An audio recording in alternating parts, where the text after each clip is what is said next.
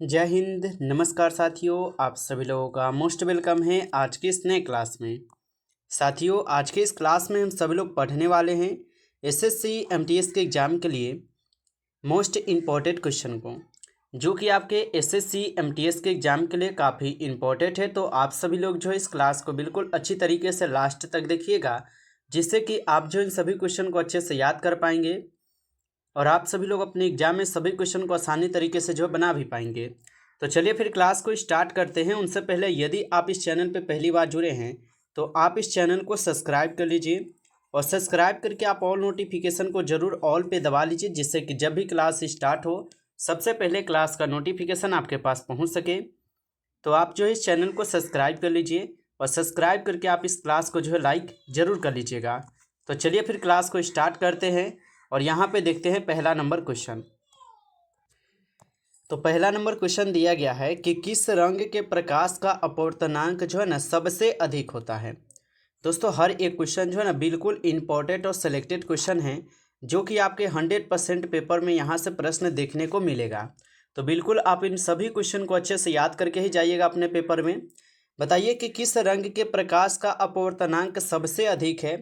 तो आप सभी लोग जो है याद रखिएगा, बैगनी रंग का जो है ये यहाँ पे प्रकाश का अपवर्तनांक जो है ना सबसे अधिक होता है। ऑप्शन ए कीजिएगा आप सही जवाब।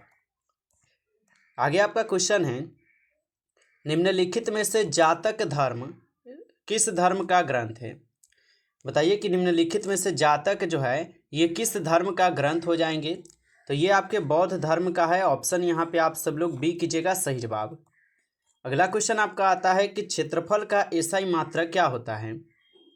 बताइए आप सभी लोग कि क्षेत्रफल का एसआई मात्रक क्या होता है। तो क्षेत्रफल का एसआई मात्रक होते हैं वर्ग मीटर। ऑप्शन यहाँ पे आप लोग बी कीजिएगा सही जवाब, वर्ग मीटर। अगला क्वेश्चन आपका आता है कि निम्नलिखित में से अष्टाध्यायी के लेखक कौन है। बताइए कि निम्नलिखित में से अष्टाध्यायी के लेखक कौन है। तो अष्टाध्यायी के लेखक आप लोग का यहाँ पे महर्षि पाणिनि हो जाएंगे। ऑप्शन ए कीजिएगा आप सभी लोग सही जवाब। चलिए अगला क्वेश्चन देखिएगा। क्वेश्चन है, निम्नलिखित में से पीतल किसका मिश्रण होता है। दोस्तों, बिल्कुल सभी क्वेश्चन इंपॉर्टेंट क्वेश्चन है, अच्छे से याद कर लीजिएगा। और आपको जो है ज़्यादा डिस्कशन के साथ क्वेश्चन को नहीं करेंगे, क्योंकि समय अब बचा है एग्जाम का बहुत कम, इसलिए आपको सिर्फ क्वेश्चन और आंसर कराएंगे, कम समय में ज़्यादा क्वेश्चन करा देंगे। ठीक है। निम्नलिखित में से पीतल किसका मिश्रण होता है। तो आप याद रखिएगा, पीतल जो है ये आपके तांबा और जस्ता का जो मिश्रण होता है। ऑप्शन ए कीजिएगा आप सही जवाब। अगला क्वेश्चन आपका आता है, निम्नलिखित में से किसने बड़े पैमानों पर स्वर्ण मुद्राएं जो है ना चलाई थी। तो निम्नलिखित में से किसने बड़े पैमानों पर स्वर्ण मुद्राएं चलाई थी। तो कुषाण वंश जो है ये चलाए हुए थे। ऑप्शन सी कीजिएगा सही जवाब।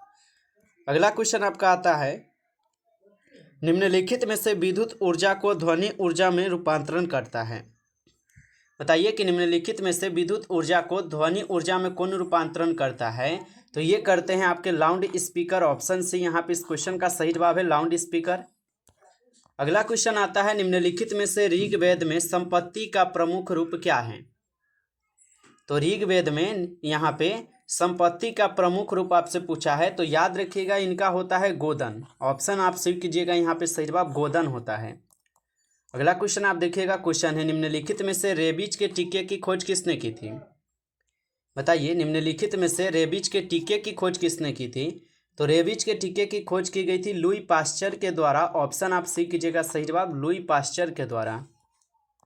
अगला क्वेश्चन आता है, विधानसभा में एक वर्ष में कितने अधिवेशन होने अनिवार्य हैं। तो विधानसभा में जो है एक वर्ष में कितने अधिवेशन होने अनिवार्य है। तो विधानसभा में दो यहाँ पे जो है ना अधिवेशन अनिवार्य होते हैं एक वर्ष में। अगला क्वेश्चन आपका आता है कि निम्नलिखित में से सांची किस कला व मूर्ति कला का निरूपण करता है। तो निम्नलिखित में से सांची किस कला व मूर्ति कला का निरूपण करता है। तो आप याद रखिएगा यह हो जाएंगे आपके बौद्ध धर्म का। ऑप्शन ए कीजिएगा सही जवाब, बौद्ध धर्म। आगे क्वेश्चन आता है, निम्नलिखित में से बैरोमीटर के आविष्कारक कौन है। बताइए, निम्नलिखित में से बैरोमीटर के आविष्कारक कौन थे। तो बैरोमीटर के आविष्कारक थे आपके कौन, टोरिसेली। ऑप्शन ए कीजिएगा सही जवाब, यहाँ पे टोरिसेली हो जाएंगे। अगला क्वेश्चन आता है कि ब्रह्मा विष्णु व महेश की मूर्ति जिसे त्रिमूर्ति के नाम से भी जाना जाता है और वह किस गुफा में स्थित है। तो ब्रह्मा विष्णु व महेश की जो मूर्ति है जिसे त्रिमूर्ति के नाम से जानते हैं, और वह कौन से गुफा में स्थित है, तो एलिफेंटा के गुफा में है। आप लोग याद रखिएगा, ऑप्शन सी सही जवाब है। चलिए आगे देखिएगा, आपका क्वेश्चन आता है निम्नलिखित में से रेडियो की खोज किसने की थी।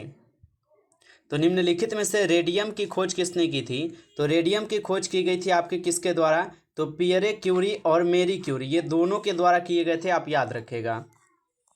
अगला क्वेश्चन आता है निम्नलिखित में से गांधी जी का चंपारण सत्याग्रह किससे जुड़ा था।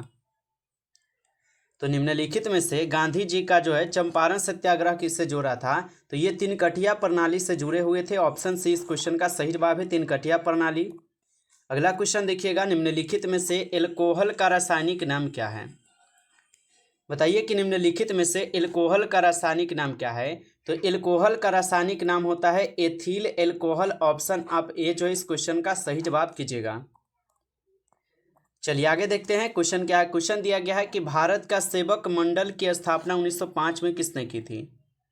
तो भारत सेवक मंडल की स्थापना 1905 में किसने की थी, तो ये किए गए थे गोपाल कृष्ण गोखले के द्वारा। ऑप्शन आप लोग बी कीजिएगा सही जवाब। अगला क्वेश्चन आता है कि किस माध्यम में प्रकाश की चाल सर्वाधिक होती है। तो किस माध्यम में प्रकाश की चाल जो है ना सर्वाधिक होती है, तो आप लोग याद रखिएगा ये आपके निर्वात में होती है। ऑप्शन सी सही जवाब है, निर्वात में। अगला क्वेश्चन है, भारत में पहली पंचवर्षीय योजना कब शुरू हुई थी। तो भारत में जो पहली पंचवर्षीय योजना हुई थी ये कब शुरू हुई थी, तो यह 1 अप्रैल 1951 को हुए थे। ऑप्शन सी कीजिएगा सही जवाब, 1 अप्रैल 1951। अगला क्वेश्चन आता है निम्नलिखित में से उपजाऊ जलोढ़ मृदा किसके उत्पादन करने के लिए उपयुक्त होती है।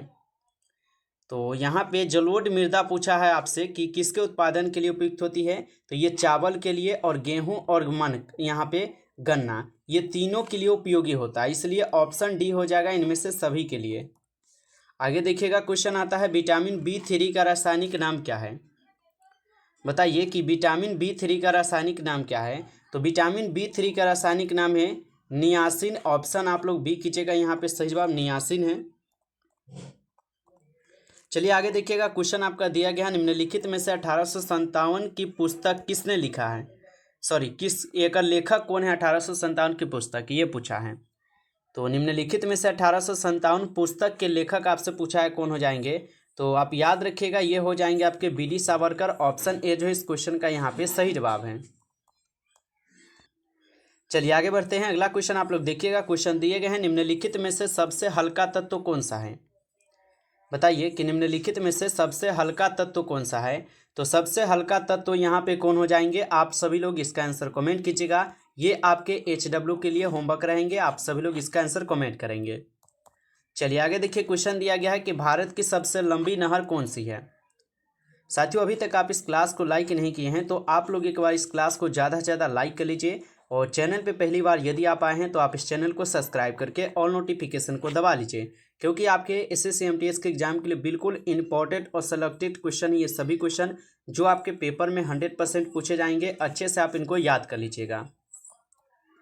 चलिए तो बताइए कि भारत की सबसे लंबी नहर पूछा है कौन सी है। तो सबसे लंबी नहर आपको पता होगा इंदिरा गांधी है।